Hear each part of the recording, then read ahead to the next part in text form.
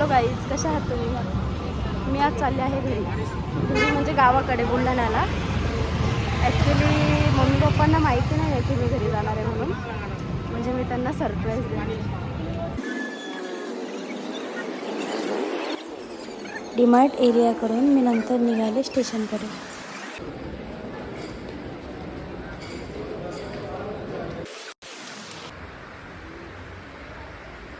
Navi Mumbai घनसोलीमधून local नेहमी पोहोचली ठाण्याला.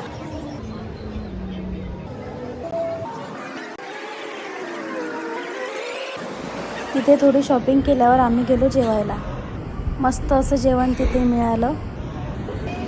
जेवण करून नंतर पुन्हा मी पोहोचले स्टेशनला.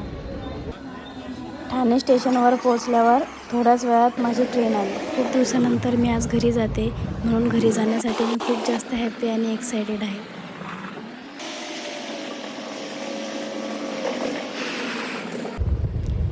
नंतर सकाळी पोहोचले मी मलकापूर इथे.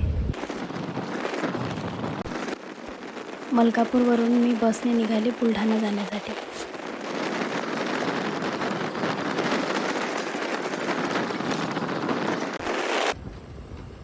गावाकडे खूप असं फ्रेश वातावरण आपल्याला बघायला मिळतंय. मलकापूरवरून बुलढाणा येताना मध्ये राजूर घाट लागतो आणि तो घाट तुम्ही बघू शकता किती सुंदर आहे. तिथे खूप निसर्गरम्य असं वातावरण आपल्याला बघायला मिळतं. थंड हवा आणि सगळीकडे पसरलेली ही हिरवळ खूप रिलॅक्स फील करून देते. बुलढाणा हे गाव थंड हवेसाठीही प्रसिद्ध आहे.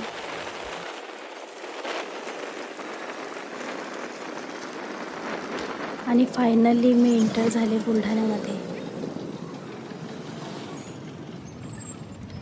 बुलढाण्यामध्ये येताच या सुंदर अशा मूर्त्या आपल्याला बघायला मिळतात. राजमाता जिजाऊ आणि शिवराय, विश्वरत्न डॉक्टर बाबासाहेब आंबेडकर आणि महामाता रमाई, ज्यांनी शिक्षणाचा अधिकार मिळवून दिला असे महात्मा ज्योतिबा फुले आणि सावित्रीबाई फुले यांच्या सुंदर अशा मूर्त्या आपल्याला बघायला मिळतात.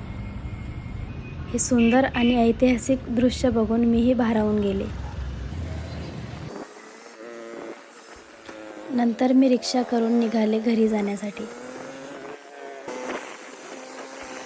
नवरात्रीमध्ये आमच्याकडे जत्रा असते. जत्रेची ही जोरदार चालू असलेली तयारी आपण बघू शकता.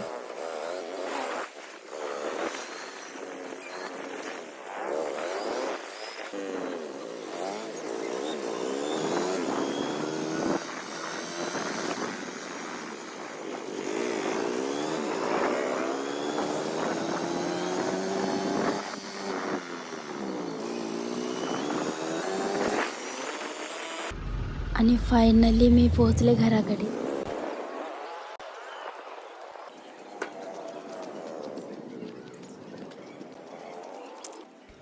हे आहे माझं घर. घरी कोणालाही आयडिया नव्हती की मी घरी येणार आहे. मला बघून सगळे खूप खुश झाले.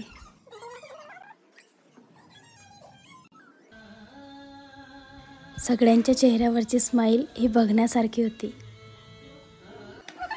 सरप्राईज मी देणार होते आणि मलाही सरप्राईज मिळालं. घरी पोहोचले आणि थोड्याच वेळात मावशी आणि आजोबा आले. नंतर मावशीने माझ्यासाठी मस्त अशा चपात्या बनवून दिल्या. मी खूप दिवसांनी घरी आले, म्हणून मी आल्यावर पप्पांनी माझ्यासाठी नॉनव्हेज आणलं. मम्मीने प्रेमाने दिलेलं हे जेवण आणि ही चव जगात कुठेच मिळत नाही.